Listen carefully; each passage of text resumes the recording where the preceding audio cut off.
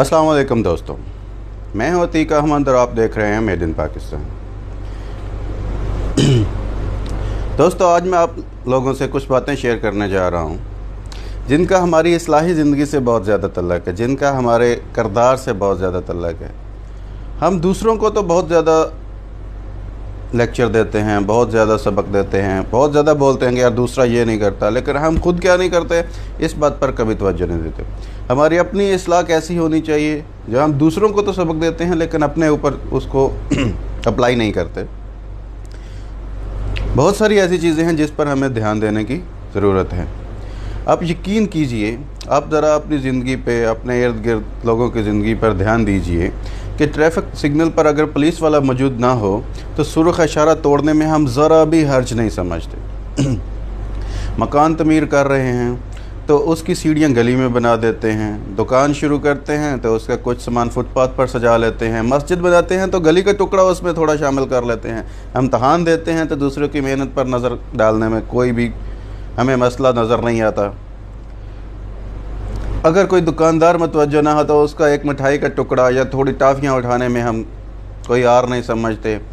बस का कंडक्टर अगर हमसे किराया लेना भूल जाए तो हम भी वक्ती तौर पर गजनी बन जाते हैं, हम भी वक्ती तौर पर निस्यान का शिकार हो जाते हैं।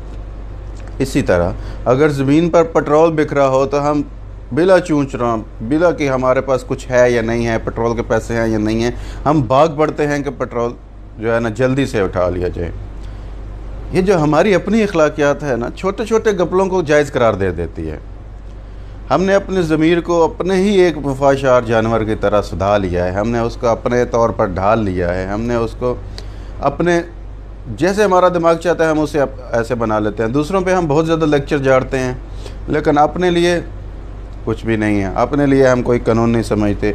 यकीन जानिए, जब हमें कानून और समाज की का खौफ ना हो, यकीन जानिए हमें किसी बड़े का डर ना हो, किसी को जो रोक लेने का डर ना हो, तो हम हर वो काम कर जाते हैं जिससे हमें थोड़े से थोड़ा भी फ़ायदा हो। इन शॉर्ट ये कि जितना हमारा बस चलता है हम भी किसी को चूना लगाने से बाज नहीं आते। यकीन जानिए, हमारे इस्लाही इदारों में या हमारे घर में हमारे इस्लाह करने वालों में बहुत ज़्यादा फ़र्क रह गया है, बहुत बड़ी खामी रह गई है। अगर हम इन बातों पर तवज्जो नहीं देते तो हमें लाज़म अपनी बातों पर तवज्जो देनी चाहिए। हमें लाज़म इस बारे में सोचना चाहिए कि हम एज़ अ नेशन इंडिविजुअली और एज़ अ नेशन क्या किरदार अदा कर रहे हैं, हम अपने माशरे के लिए क्या मुस्बत चीज़ें कर रहे हैं। हम दूसरों से तो बहुत ज़्यादा मुस्बत की उम्मीद रखते हैं, बहुत ज़्यादा उम्मीद रखते हैं कि फ़लाँ ये करे, फ़लाँ वो करे, लेकिन अपने लिए हम कौन सा कानून जायज़ करार देते हैं, कौन सी बात हम अपने लिए जायज़ करार देते हैं, ये भी हमें सोचना पड़ेगा कि हमारी किसी बात से दूसरों को तकलीफ़ तो नहीं हो रही। आज के लिए इतना ही, मुझे इजाज़त दीजिए। अल्लाह निगहबान।